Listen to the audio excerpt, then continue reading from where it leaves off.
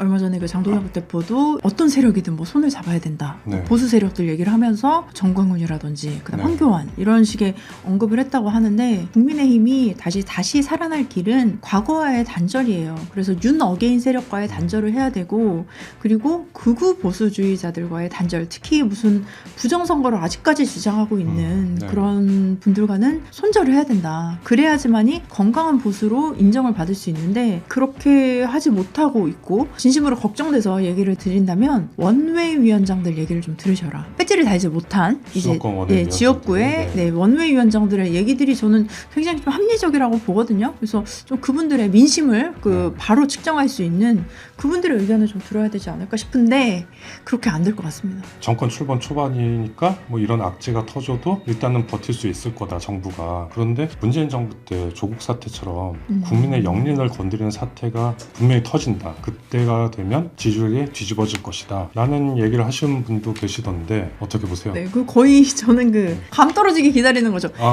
성공 확률이 100%인 그 미신이 있는데요. 네.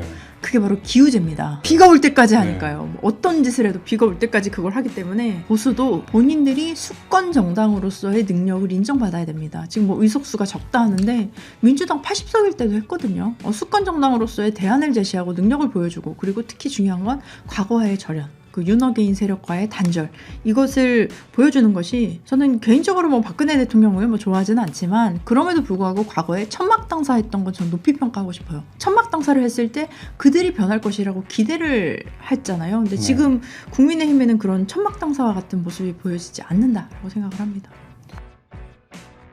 최근에 나온 여론조사를 보면 오세훈 서울시장의 지지율이 1위예요. 뭐 가상 대결 같은 거 해도 1위던데 재밌는 게 국민의힘은 오세훈 시장의 지지율 절반 정도밖에 안 나오더라고요. 네. 여권이 계속 악재를 좀 터뜨렸는데 최근에 이런 악재를 잘 활용하지 못하고 있다고 보세요? 국민의힘이?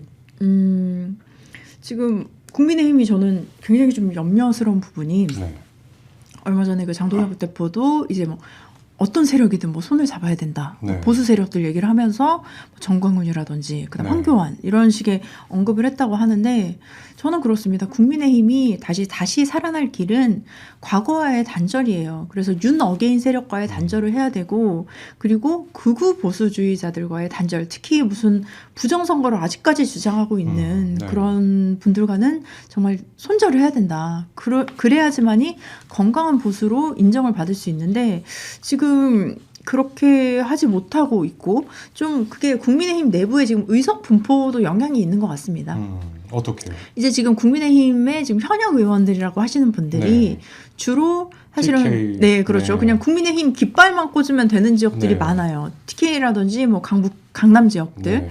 그러다 보니 어떻게 보면 중도층의 마음을 잡을 수 있는 전략이라든지 이런 부분들을 게을러지는 건가요? 확장할 수가 없어서 저는 국민의힘이 정말 진심으로 걱정돼서 얘기를 드린다면 원외 위원장들 얘기를 좀 들으셔라.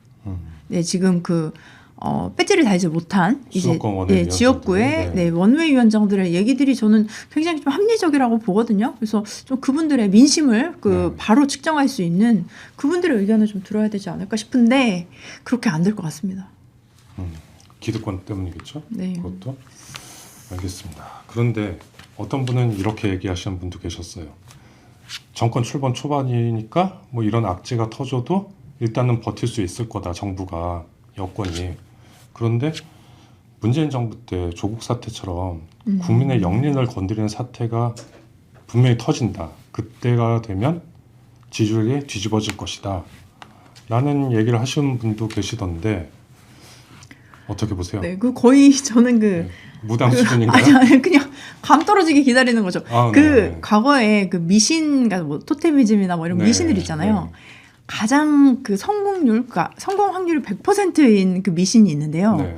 그게 바로 기우제입니다. 그렇죠. 언젠가 올 테니까. 비가 올 때까지 하니까요. 뭐 어떤 짓을 해도 비가 올 때까지 그걸 하기 때문에 약간 그런 느낌처럼 보이고 지금 사실 악재라고 하기에는 저희가 사실 좀 부동산 문제 때문에 국민 여러분들이 좀 불안해하신 부분이 있었지만 지금 외교 관계 너무 잘하고 있죠. 그리고 에이펙도 굉장히 성공적이었고 네. 코스피도 지금 4천을 넘었고, 그래서 경제적으로도 지금 좀 환율도 이제는 조금씩 떨어질 수 있을 것 같습니다. 그래서 금리도 인하가 될 것 같고, 이런 상황 속에서 좀 경제적으로 안정이 됐고, 그다음에 특히 지금 한미 그 정상회담 결과 자체가 굉장히 좀 부정적으로 보시는 분들도 많은데, 이게 사실 우리가 처음부터 구조를 잘 이해를 하셔야 돼요. 그래서 미국 같은 경우는 어떻게 보면 강대국이지 않습니까? 네. 전 세계의 강대국이고 처음부터 기울어진 운동장이었고, 트럼프는 이제 보호 무역을 하겠다고 이렇게 강력히 주장하는 상황에서 우리가 관세율을 낮추고, 그리고 우리가 투자할 수 있는 금액의 상한선을 뒀다는 거, 그리고 그 부분을 이재명 대통령님께서 이제 기업인 총수들과의 만나서 어떻게 투자를 할지 함께 논의하고 있다는 것. 특히 민주당 같은 경우는 전통적으로 기업과 친하지 않다, 뭐 이런 게 좀 인식이 있었잖아요. 특히 세금 문제나 이런 것 때문에. 그럼에도 불구하고 이번에 뭐 셀트리온 그 회장님이라든지 그런 분들 다 막 이재명 대통령님한테 감사하다 이렇게 해주셔서, 오히려 미국에 있는 로비스트들이 한국 정부 대단하다 뭐 이런 얘기를 했다고 합니다. 예, 그럴 정도로 지금 협상을 잘하고 있는 상황인데, 이런 상황에서 어떤 뭐 조국 사태나 뭐 이런 것들을 기대하는 것 자체가 제가 좀 국민의힘이 좀 아쉽고, 늘 얘기하지만 저는 진보와 보수 양 날개가 있어야 된다고 생각하고요.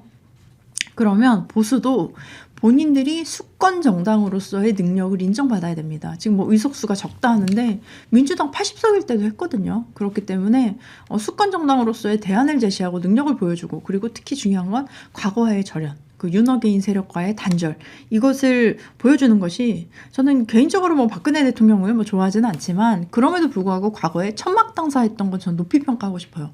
그러니까 국민들이 그렇지 않더라도 그래 보였던 것, 그러니까 천막당사를 했을 때 그들이 변할 것이라고 기대를 했잖아요. 근데 지금 국민의힘에는 그런 천막당사와 같은 모습이 보여지지 않는다라고 생각을 합니다.